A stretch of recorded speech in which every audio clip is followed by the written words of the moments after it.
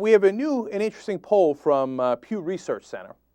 They found out that nearly 8 in 10 Americans say they don't trust the federal government.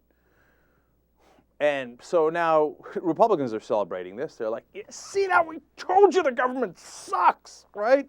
Ha ha! All right. Now, a couple of things here.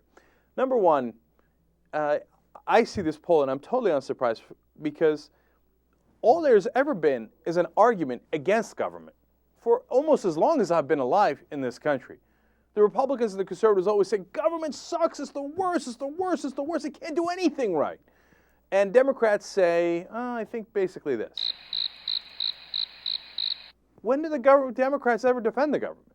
They're scared of their own shadows, so that they almost never make the case. Now, what's the reality? Government good, government bad, government should do everything, government should do nothing. Don't be ridiculous. It's not a black and white issue. Should government be in the business of producing sneakers? Of course not. But should the government be in the business of protecting us?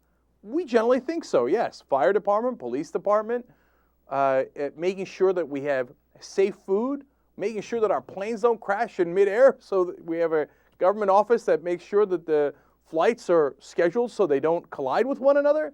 I mean, so to say that government is bad and can't do anything right is stupid. And besides which, you know they're hypocrites. You know that they want the government in your bedroom, right, the conservatives. So the government can't do anything right except judge your sex life. How does that make sense?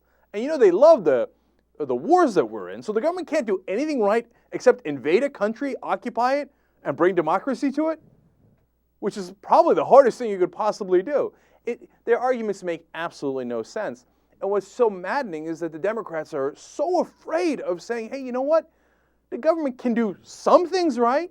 Look at Social Security and Medicare. They're enormously popular. They're government programs, and they provide a little bit of a social safety net. Now, what the government usually does well is our safety and security. Now, we can have arguments about where that makes sense and where it doesn't. For example, I think our lives are on the line in healthcare. And so if the government offered an option where we could buy in and we would safely know that they're not going to kick us out if we have a condition, either a pre-existing condition or we develop one while we're on government insurance, not government doctors, not government hospitals, but government insurance, I think that would give us some peace of mind.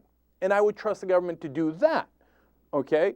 Now, but you can have a debate about that, but don't tell me that, I don't trust anything the government does. Look, one more small example, the post office. Everybody loves to, go off on the post office, but they deliver the mail anywhere in the country for 44 cents. If you want to deliver the same mail and you use UPS or FedEx, it's about approximately $10, give or take 50 cents for on either side of that, okay? So you hate the government. All right, only send your mail through UPS and FedEx then. So is there a role for UPS and FedEx? Absolutely. And is there a role for the post office? I think yes, especially because, for example, in private companies, UPS and FedEx, they don't make money sending packages to rural areas, so they don't even cover rural areas. But as the government, you have to cover everybody in the country, so that's why you need a post office.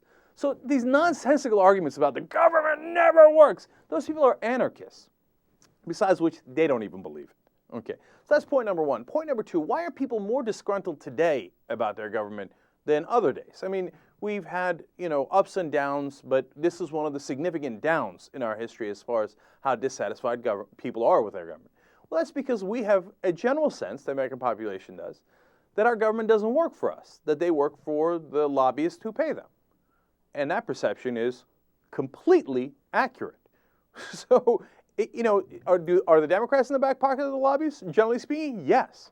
Are the Republicans even more so? Absolutely. And if you look at the numbers actually from this same poll, the only thing that Americans distrust more than the Democrats are the Republicans, who are at an even lower point. They're at an all-time low in how much people distrust the Republican Party.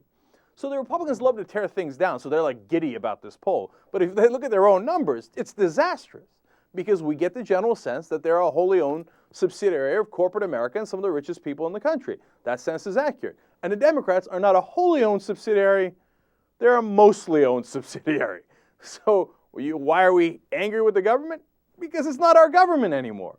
So that doesn't mean we should get totally discouraged and give up. No, it means that we should fight back and that we should do campaign finance reform so that our elected representatives represent us and not the people that they take the money from, which is the lobbyists and some of the richest people in the country. Now, I don't say that dismissingly or because I want class warfare about the rich. No. So, for example, the Walton family, they spend millions upon millions of dollars on different lobbying fronts, giving directly to representatives and senators. Why? Because they want to lower the estate tax, because that saves them billions of dollars. From their perspective, it makes sense. From our perspective, it doesn't make any sense to give them those kind of deals. So should there be an estate tax? I think yes. You know, we can have a debate about where it should be, but the people who should decide that is the whole American people and not just the Walton family who owns Walmart. And that's why we're dissatisfied with our government, because we don't think those senators and representatives are actually listening to us. We think they're listening to the Walton family because that's where they're getting their paychecks from. It makes sense. So we got to fight back on the idea that the government can't do anything, and we got to fight back so that we can fix this government that we have.